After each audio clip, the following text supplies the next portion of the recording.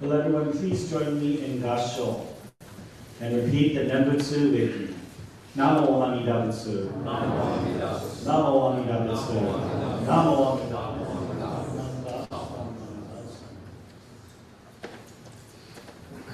Good morning, everyone. Good morning. I would like to first thank everyone for coming to today's service. For part of me felt that the service that the temple might have been empty today. Now, of course, seeing all the blue and green here in the Hondo, I can only assume that we're all rooting for the Patriots to win. Is that correct? No, probably not. And you can all see that I myself am wearing my blue and green wakasa. Of course, I'm very hopeful that the Seahawks will once again win the Super Bowl since they haven't won the Super Bowl since what was it, 2014, I think. So I wish the Seahawks luck, and I know that everyone will probably be home glued to their television. Going back to the subject of the Dharma in my Dharma talk, I would like to pose a question once again to ask the Dharma school students to think about. Right? The question is very simple. What is the Nembutsu? When we think about Buddhism in general, there are many images that come to our mind. It could be orange-clad monks who have shaved heads and sit in meditation. It could be people like the Dalai Lama. It could be images of Thich Nhat Hanh. And then when it comes to a Jodo Shinshu temple, when we think about Buddhism, we think about many things. Of course, we think about the building itself, but we also think about the big events that we host, like Sukiyaki and Obon and all of those other wonderful things that help to put our temple in the eye of the community and to continue our temple operating. But I would also like us to think about this question of what the Nembutsu is. And for those of you who are first-timers or newcomers, the Nembutsu is Namo Amida Butsu, the phrase that we keep repeating over and over again. And you might be wondering, why are we saying that all the time? Well, number one, I should tell you, Namo Amida Butsu is not an incantation or a magic spell or some type of good luck charm. Okay, we're not saying Namo Amida Butsu to win lots of money or to have good fortune in life. And I'm sorry, but no matter how many times you say Namo Amida Butsu, it's not going to confirm the victory of the Seahawks in the Super Bowl, right? That's not what Namo Amida Butsu is for. So what is the Nembutsu? What is Namo Amida Butsu? And first answer to that question is it's easy practice. Easy practice, okay? And I want the Dharma school students to remember that phrase, easy practice. All of us here are ordinary beings. This doesn't mean that you're not special, right? This doesn't mean that you're not wonderful people. You're all wonderful people, you're all unique, and you're all special.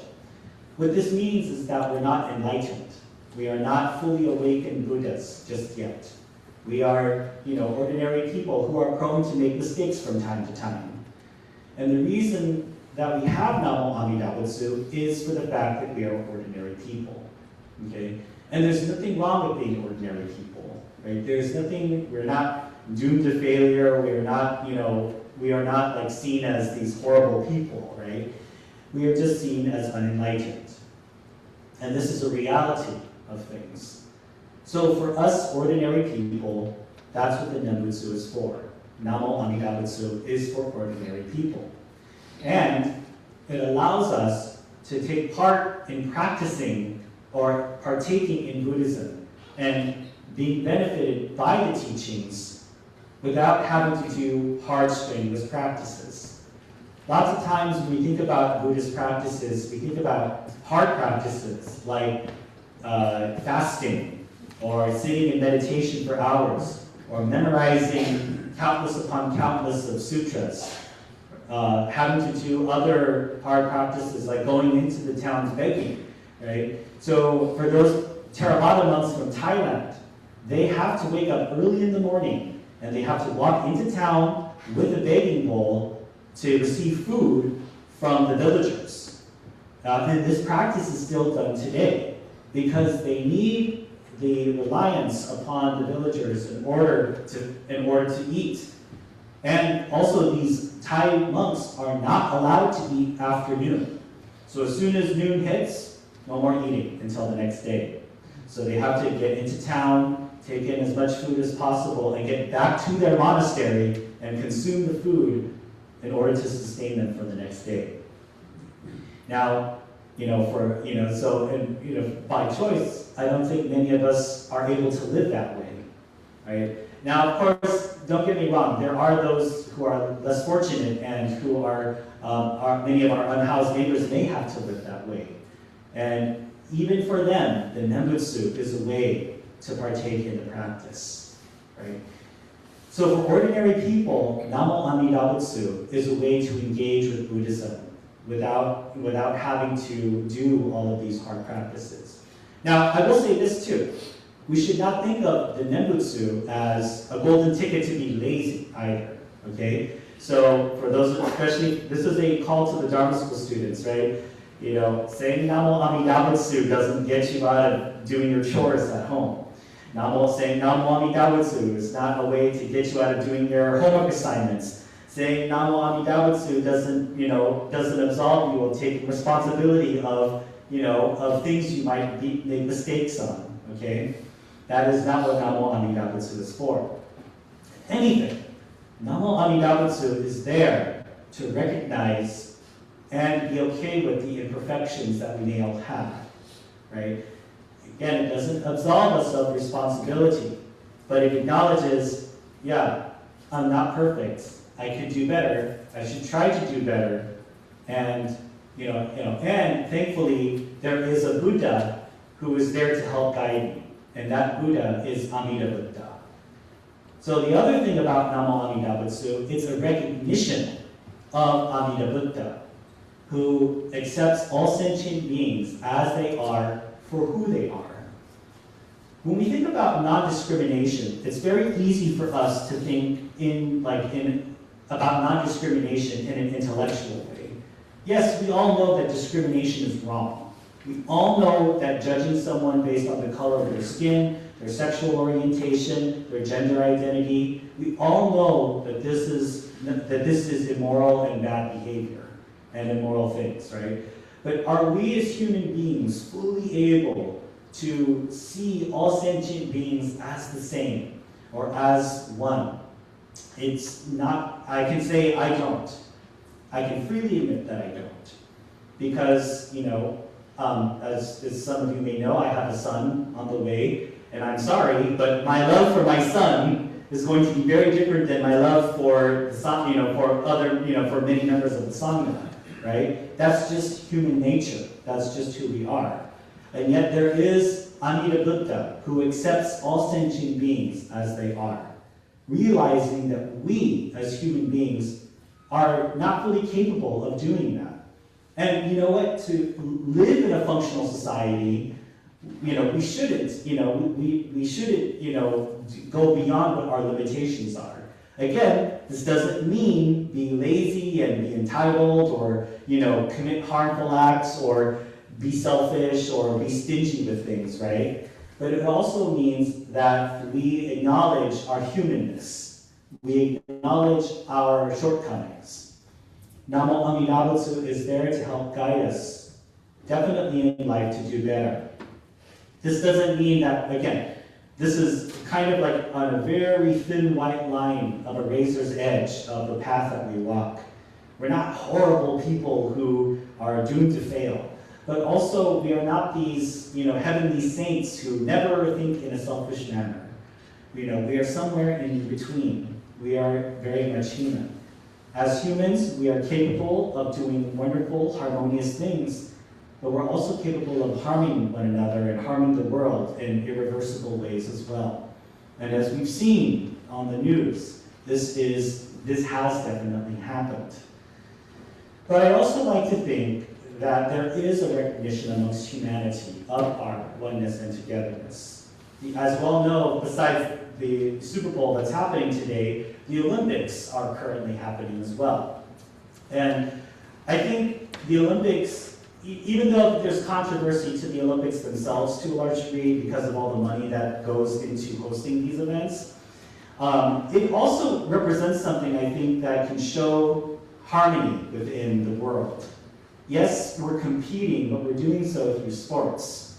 We're not fighting one another. We're not causing violence amongst each other, right? We are actually countries coming together. And you know, when I think of, when I was watching the opening Olympics, I was listening to the commentary of Shaun White, who is a former gold medal Olympian who dazzled us all with his snowboarding abilities.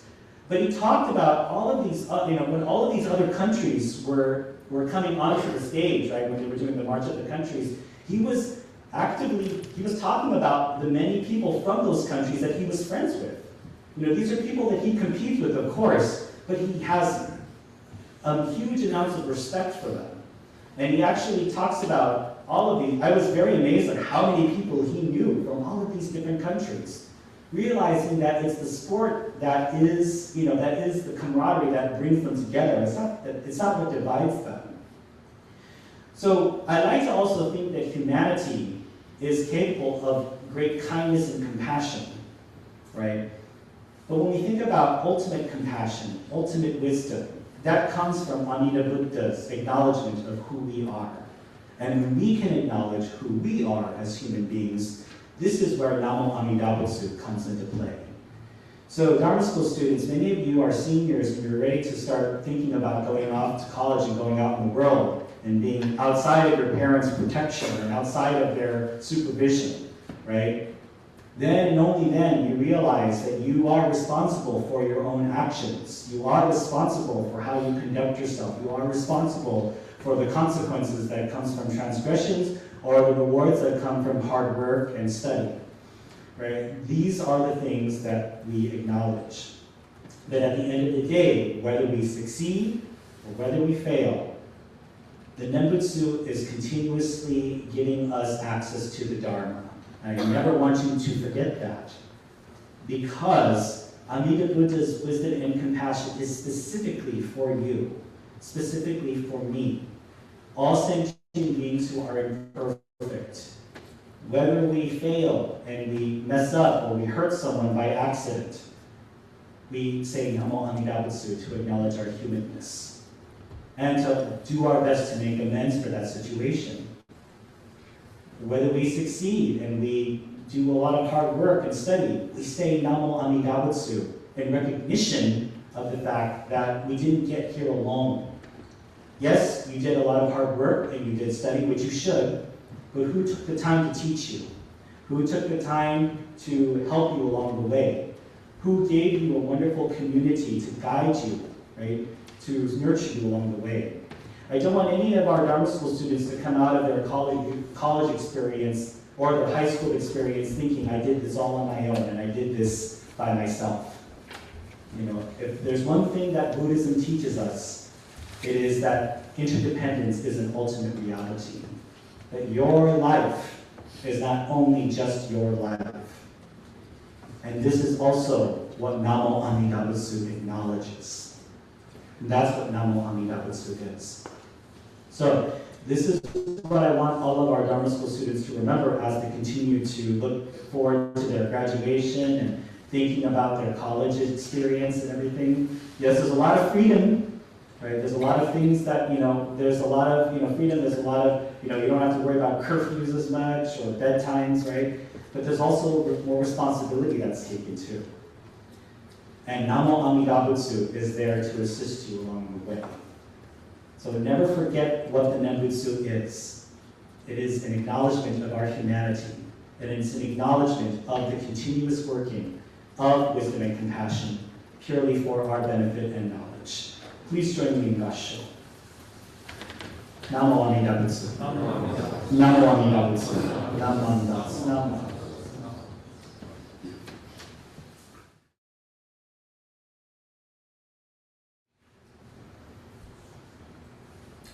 The great practice is to say the name of the Tathagata of unhindered life. But this practice, embodying all good acts and possessing all roots of virtue, is perfect and most rapid in bringing them to fullness. It is the treasure ocean of virtues that is suchness or true reality. For this reason, it is called great practice. Namo Amida Butsu. Namo Amida Butsu. Namo.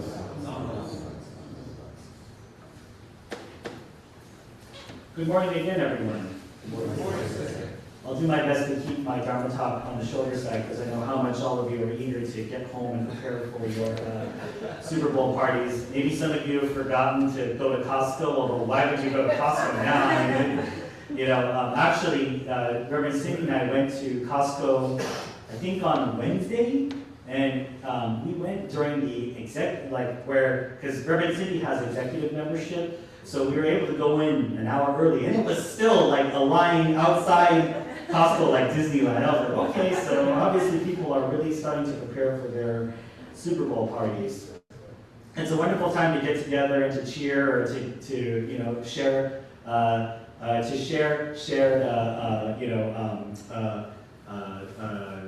feelings of when something doesn't happen the way we want it to. But anyways, back to Buddhism. When I talk about the practice, right? When we talk about Buddhist practice, there's a lot of things that come to mind.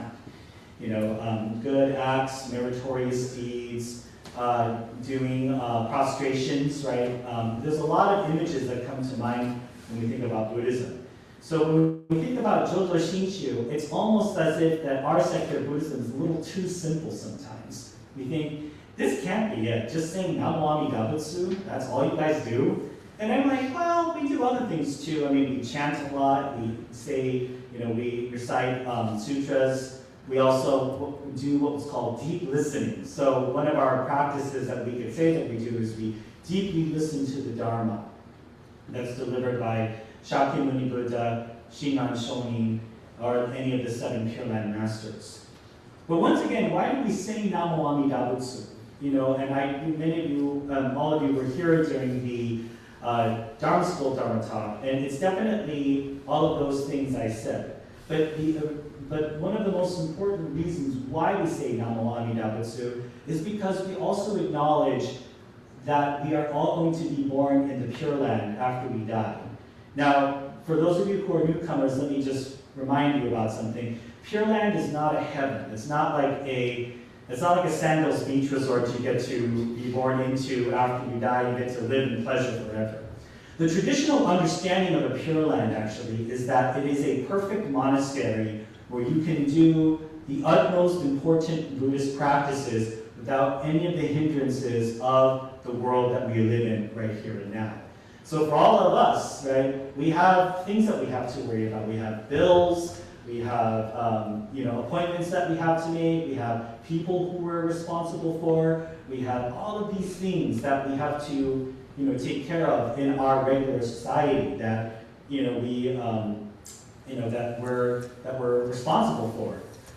When we think about Buddhist monks, they don't have those same responsibilities. They have other responsibilities for sure, but the average Buddhist monk doesn't have to worry about paying taxes. Doesn't have to worry about making this, serving on jury duty, right? And in fact, actually, one of the old Buddhist precepts was that monks were not allowed to farm or, do agriculture of any kind either. It was the full understanding that these monks had to live fully and, fully based on the generosity and the benevolence of the lay community to cook for them, okay? So, when it comes to the more standard Buddhist practice for us as regular human beings or as followers of the Nembutsu way, all that we engage in is saying Namo Amida Butsu. Now there is a teaching basis to this. This comes from the larger sutra of the Buddha of immeasurable light and immeasurable life.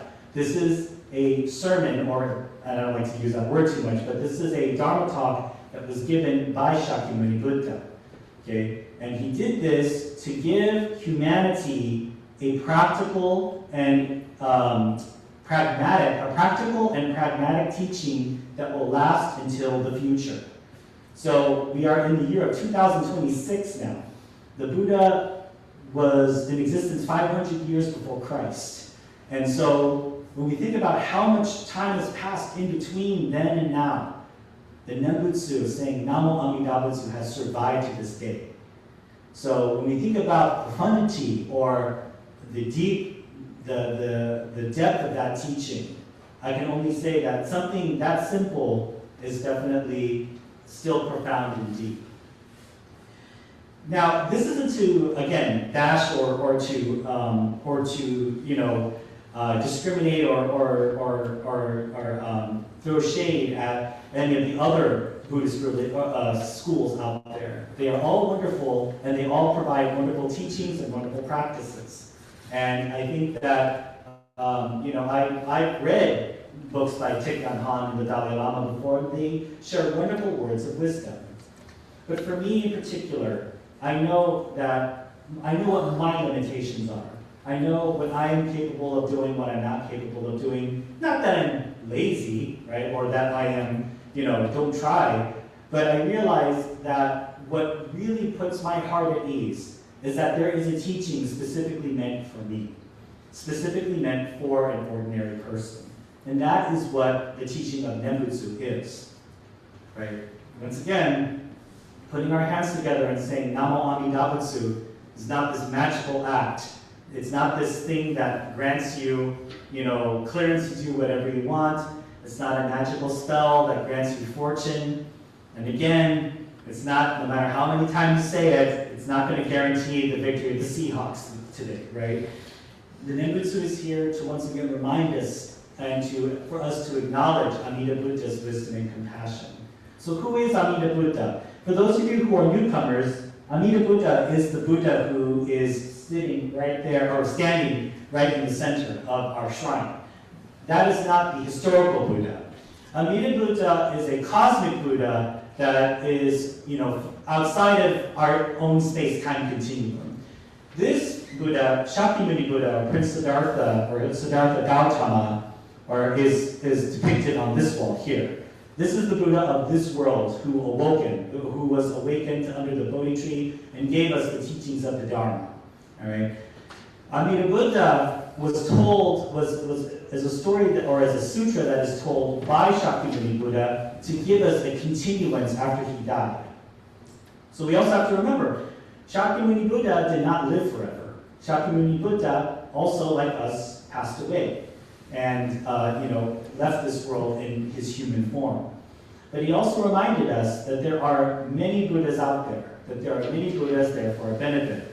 But for us, the most important Buddha and the central Buddha is Amida Buddha. Why? Because he created a pure land for us to be born into after we die. Not as a heaven, but as a means of awakening, as a means of awakening to the Dharma. Now, in traditional Pure Land Buddhism, it used to be that you had to say the Nembutsu like as many times as you possibly could, as many times as you can, like every single day. And then you could be born into the Pure Land where your hard work as a Bodhisattva born in the Pure Land begins, and you have to do all this hard work, and then you eventually become a Buddha. But Shinran actually kind of flipped the equation over on its head. Shinran actually said, no, it's the hard work, it's actually the inner work of resolving our trust in Amida Buddha's wisdom and compassion that we have to do in this life that we live right now. And then after we die, we are instantly born, we are instantly awakened, and then we immediately return to this world to guide others to the Pure Land. What does this mean for me? When I think about my ancestors who came to this country so long ago, who suffered also injustice in their lifetime, my great-grandparents and grandparents were incarcerated. Were taken from their homes and were forced to live in prison camps simply because they were descendants of Japanese people. Right? None of my relatives were ever convicted. They were never tried, of course, and they were never, I will say this now, they were never spies for the Japanese government during that time. And yet at the same time, while in camp, while they were there, and while all this injustice continued to happen to them, they still took refuge in the Nembutsu teachings. They still said Namo Amida Butsu. Not because they thought that it was going to solve their problems, right? Saying Namo Amida Butsu wasn't going to get them out of the camps, But saying Namo Amida Butsu was to help them cope with that time as well, with that time of injustice. Not to say that everything's fine, that everything will work out, right? But to also remind themselves that even in these darkest of times, that there's still a Buddha out there who's working purely for their benefit, right? Amida Buddha is not here to change our worldly circumstances to make us richer or make us like all of a sudden this, better circumstance. I do believe that the wisdom and compassion given to us by Amida Buddha is there to help guide us to help create a more harmonious society, for sure. But at the end of the day, it is us saying Nembutsu. That is the great practice, right? Us saying Namo Amida Butsu is what helps us to engage with wisdom and compassion on a daily basis. This is a teaching that was given to us by Shakyamuni Buddha from the Buddha's mouth. And it is one that has endured for over 2,500 years. Why? My personal opinion is because of its simplicity. Because it doesn't require us to give copious amounts of money, it doesn't require us to perform however many good acts per day. It's not one that condemns us to eternal damnation if we mess up once in a while. Right? It's one that fully accepts us for who we are as we are and why we are. Namo Amida Butsu is there to help guide us in society throughout our daily lives, to recognize our own humanity as imperfect beings, but also to take refuge in the Buddha of infinite light and infinite life for our benefit as well, because of our humanity. There's a sort of a two-folded action that it takes. One is the acceptance of who we are, and the other is because of who we are given this benefit from Amida Buddha's wisdom and compassion. How does this help us in the present life?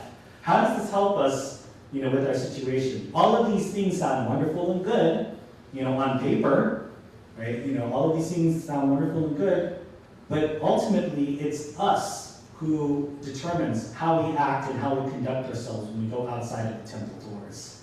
How do we engage in these things? How do we treat others in life? How do we even view others in life? Right now, our country is at one of the deepest divides I've ever seen. Where many sides, I should say, because there's not only just two sides, right? Where many people are locked and entrenched in their real forms of reality, in their senses of what is right. And I'm not saying that one side is right and the other side is wrong, and I'm not saying that I agree with, and I'm definitely not saying that I give leeway to the horrible acts of violence that are committed by federal agents against people who are peacefully protesting, right? Not saying that at all. What I am saying, though, is that as Buddhists, it is also our it is also our obligation, or our teaching, I should say, to also view the people causing harm as humans as well. Now, let me be clear about something. Forgiveness or seeing people as human or accepting people as human doesn't mean excusing what they do. It doesn't mean making friends with them. It doesn't mean you have to invite them over for dinner. It doesn't mean that you have to send them a Christmas card, right? That's not what this is. Forgiveness just means that there's an acknowledgement that the person who this person is, right, definitely grew up in circumstances that helped shape them to the way that they are today. There is personal choice involved in there as well, just as there is with us. And that is where we have to think about these things. What was it that led you here to our temple? What was it that caused you to walk through our temple doors? You didn't have to come here, right? It wasn't this predestination thing that, said that you're going to come through these doors. You made the choice to come through these doors and listen to the Dharma. What was that inner inspiration that asked you to do that? And then furthermore, if you chose to stay, and if you chose to become a member, or if you chose to follow the Nembutsu path of the Buddhist way, what was it that caused you to follow that? What was it? What part of the teaching spoke to you? And think about all the causes and conditions and the circumstances that brought you here today. This is part of what Namo Amida Butsu is. All of this thinking, all of this self-assessment, self-reflection. In Japanese, the terminology for deep self-reflection or inner work is called Naikan. But going into that, what is it that caused you to come today? For me, once again, Nembutsu was introduced to me at a very young age. Namo Amida Butsu was introduced to me when I was a child. I didn't know what it was. I didn't know the significance of it. I know I had to say it. That's because the sensei told me to say it. That's because my parents told me to. But as I grew up, and as I appreciated what the teachings were telling me more and more, it made me realize just how deep this teaching was. And not only that, remember how I talked about when we die, we are born into the Pure Land, and we come back here to guide others to the Pure Land? I recognize the fact that my ancestors, my great-grandparents, who were also members of the temple at the time, also said Namo Amida Butsu, and that's what links me to them still. That is them here in this life telling me or guiding me to Amida Buddha's wisdom and compassion. I acknowledge their suffering, their sacrifices, and their existence, and the foundations that they left to help bring me to where I am today. Without them, I would not be here, even if I hadn't met my great-grandparents. So with this in mind, I want us to think about what this great practice actually means, right? This great practice of Namo Amida Butsu is not there for us to prove something, right? It's not there for us to work in this religious way that makes us worthy of it, right? When we think about Namo Amida Butsu, this is a practice that is freely given to us. And I'm not saying that we need to, that we should be lazy or, skirt our responsibilities in life. But isn't it wonderful that there is a teaching that was given freely to us from Shakyamuni Buddha that is so easy for us to access? Anyone can place their hands together and say Namo Amida Butsu, or even just think of Namo Amida Butsu. This is all that is, this is all that the great practice is. And even in its simplicity, it is an incredibly deep teaching that moves us if we allow it to move us. Please join me in Gassho. The great practice is to say the name of the Tathagata, of unhindered light. This practice, embodying all good acts and possessing all roots of virtue, is perfect and most rapid in bringing them to fullness. It is the treasure ocean of virtues that is suchness or true reality. For this reason, it is called great practice. Namo Amida Butsu. Namo Amida Butsu. Namo Amida Butsu.